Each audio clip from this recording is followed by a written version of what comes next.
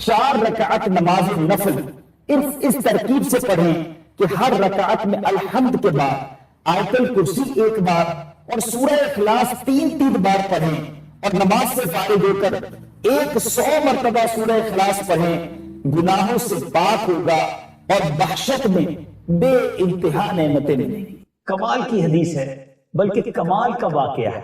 حضرت ابو ہریرہ رضی اللہ تعالیٰ عنہ سے روایت ہے، نبی کریم صلی اللہ علیہ وسلم نے نماز فجر کے وقت حضرت بلال رضی اللہ تعالیٰ عنہ سے فرمایا کہ اے بلال، تم نے اسلام میں سب سے زیادہ امید والا جو عمل کیا ہے اس کو مجھ سے بیان کرو، اس لیے کہ میں نے جنت میں تمہارے جوتوں کی آہٹ اپنے آگے سنی ہے۔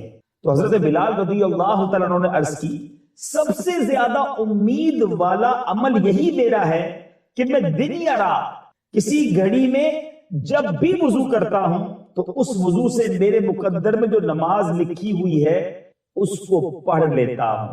سبحان اللہ سبحان اللہ، گویا یہ تحیت الوضو کی نماز، جب وضو کیا جائے 2 رکعت نفل ادا کر لی جائے۔ یہ جو نماز ہے، جیسے آپ نے ظہر کے لیے وضو کیا، ظہر پڑھ لی تو یہ بھی تحیت الوضو ہو جاتی ہے، لیکن اگر الگ سے 2 رکعت پڑھ لی جائے تو کیا بات ہے۔ کہ حضرت بلال حبشی رضی اللہ تعالیٰ عنہ کے قدم نبی پاک اپنے آگے اس کی آہٹ سن رہے ہیں، سبحان اللہ۔ تو اس کا مطلب یہ ہے کہ شب معراج نبی پاک علیہ السلام نے جنت کی سیر فرما کر جنت میں جا کر اپنے امتیوں کا حال ملاحظہ فرمایا تو حضرت بلال کو اپنے سے آگے جنت میں چلتا ہوا دیکھا۔ حضرت بلال رضی اللہ تعالیٰ عنہ کا جنت میں نبی پاک علیہ السلام سے آگے چلنا یہ کوئی بے ادبی کی بات نہیں ہے۔ بادشاہ کے کچھ خادم بادشاہ کے آگے بھی چلتے ہیں، کچھ پیچھے بھی چلتے ہیں، مثلا نقیب اور چوبدار آگے چلا کرتے ہیں، اور یہ دونوں بادشاہ کے با ادب خادم ہی ہوا کرتے ہیں، سبحان اللہ۔ اس حدیث پاک میں حضرت بلال حبشی رضی اللہ تعالیٰ عنہ کے بلند درجے کا بھی پتہ چلتا ہے کہ وہ جنت میں نبی پاک علیہ السلام کے نقیب بن کر حضور کے آگے سبحان اللہ نبی پاک علیہ السلام کی آمد کا گویا اعلان کرتے ہوئے چلیں گے، اور حدیث سے ظاہر ہوتا ہے کہ رتبہ بلند ان کو نماز تحیت الوضو کی بدولت میں، سبحان اللہ۔ حضرت بلال حبشی کی قسمت پر ہماری جان قربان، اور میرے آقا کے علم غیب پر سبحان اللہ کیا بات ہے۔ میرے آقا علیہ السلام کو کیا رب نے عطا نہیں فرمایا۔ حضرت بلال حبشی رضی اللہ تعالیٰ جنت میں جائیں گے، یہ خبر بھی عطا فرما دی، اور اپنے سے آگے ان کے قدموں کی آہٹ بھی سن لی۔ کیا بات ہے مدینے کی۔ اعلیٰ حضرت امام عشق و محبت لکھتے ہیں نا، اور کوئی غیب کیا تم سے نہا ہو بھلا، یعنی یا رسول اللہ صلی اللہ علیہ وسلم، اور غیب آپ سے کیا چھپ سکتا ہے، اور کوئی غیب کیا تم سے نہا ہو بھلا، جب نہ خدا ہی چھپا تم پہ کروڑوں درود۔ سبحان اللہ سبحان اللہ، کیا بات ہے میرے آقا علیہ السلام کی۔ مدنی چینل کے ناظرین، ایک عمل تو آپ نے سن لیا، اور امید نیت بھی کر لی ہوگی کہ اب جب بھی وضو کریں گے کم از کم 2 رکعت نفل ادا کر لیں گے۔ نیت یہ ہوگی تحیت الوضو کی۔ اچھا، آج ایک اور بہت خوبصورت عمل کے بارے میں سننا ہے، اور اس سے پہلے بھی ایک شاندار حدیث سنیے۔ کیا بات ہے میرے آقا علیہ السلام کی۔ ایک طرف ایک حدیث میں آپ نے علم غیب کے بارے میں سنا، نبی پاک علیہ السلام کو اللہ تعالیٰ نے کیسا علم عطا کیا وہ سنا، اب اختیار کیسے عطا کیے۔ حدیث پاک میں عقیدہ بھی مضبوط ہوگا اور جنت میں جانے والا عمل بھی پتہ چل جائے گا۔ حضرت ربیعہ بن کعب رضی اللہ تعالیٰ عنہ سے مروی ہے کہ انہوں نے رسول پاک صلی اللہ تعالیٰ علیہ وسلم کے ساتھ وہ خدمت کیا کرتے تھے، فرماتے میں ساتھ رات گزارتا تھا تو میں وضو کا پانی اور آپ کی ضرورت کی چیزیں مسواک وغیرہ لایا تو نبی پاک علیہ السلام نے فرمایا جو چاہو مجھ سے مانگ لو۔ سبحان اللہ سبحان اللہ۔ میرے آقا نے کیا فرمایا کہ سل مانگ لو، جو مانگنا ہے مانگ لو۔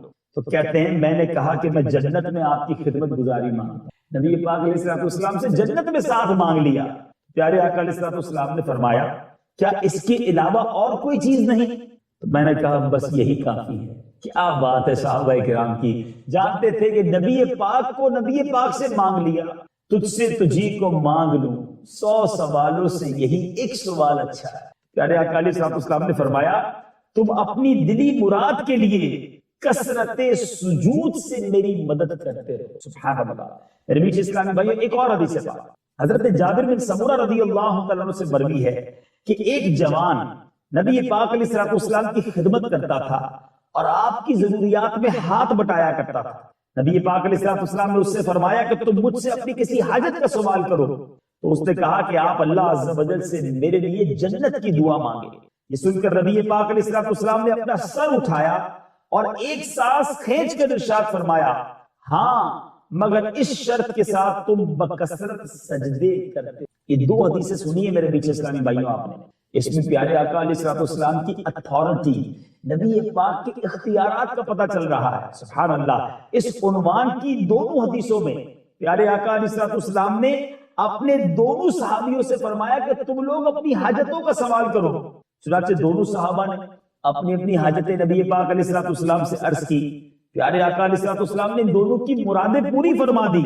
اس سے صریح طور پر واضح طور پر یہ ثابت ہوتا ہے کہ پیارے آقا علیہ السلام سے اپنی حاجتوں کو طلب کرنا، اپنی مرادوں کو مانگنا بلا شبہ جائز اور درست ہے، بلکہ سنت رسول اور طریقہ صحابہ ہے. پیارے آقا علیہ السلام نے آفر کیا تھا نا کہ مانگو کیا مانگتے ہو، اپنی حاجتوں کا سوال کرو.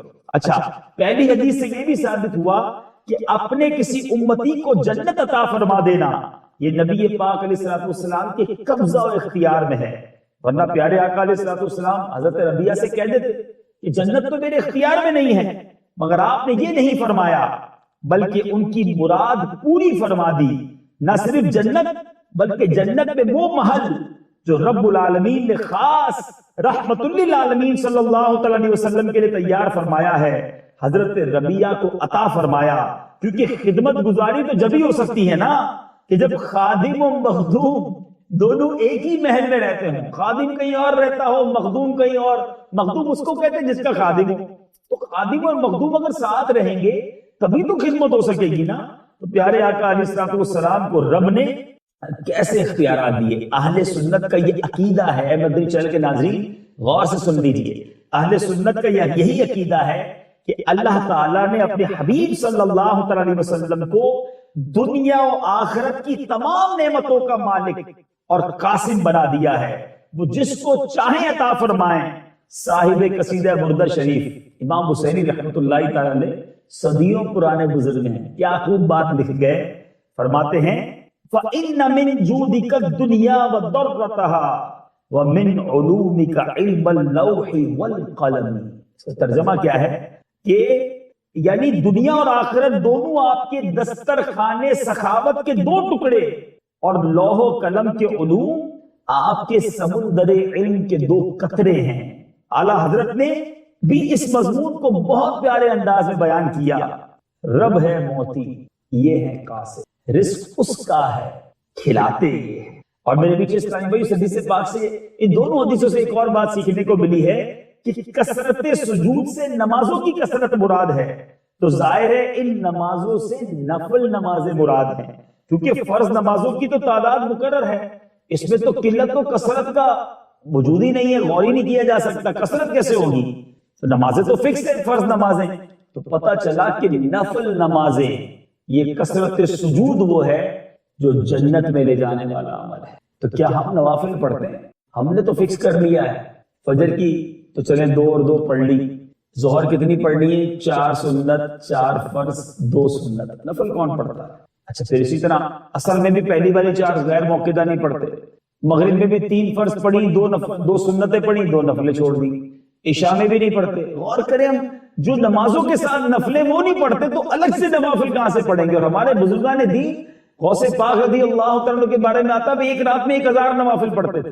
اب نیت کر لیں انشاءاللہ روزانہ نوافل پڑھیں گے. کثرت سجود، نماز سے محبت کیجیے. نماز اللہ تبارک و تعالیٰ کی بارگاہ میں حاضری کا شاندار طریقہ ہے. اللہ مجھے بھی سجدوں کی لذت عطا فرمائے، آپ کو بھی خوب نوافل پڑھنا نصیب فرمائے. دعوت اسلامی کے مدنی ماحول میں اسی طرح کا جذبہ دیا جاتا ہے. جنت میں لے جانے والے اعمال بتائے جاتے ہیں، جنت کی کنجیاں گویا سکھائی جاتی ہیں.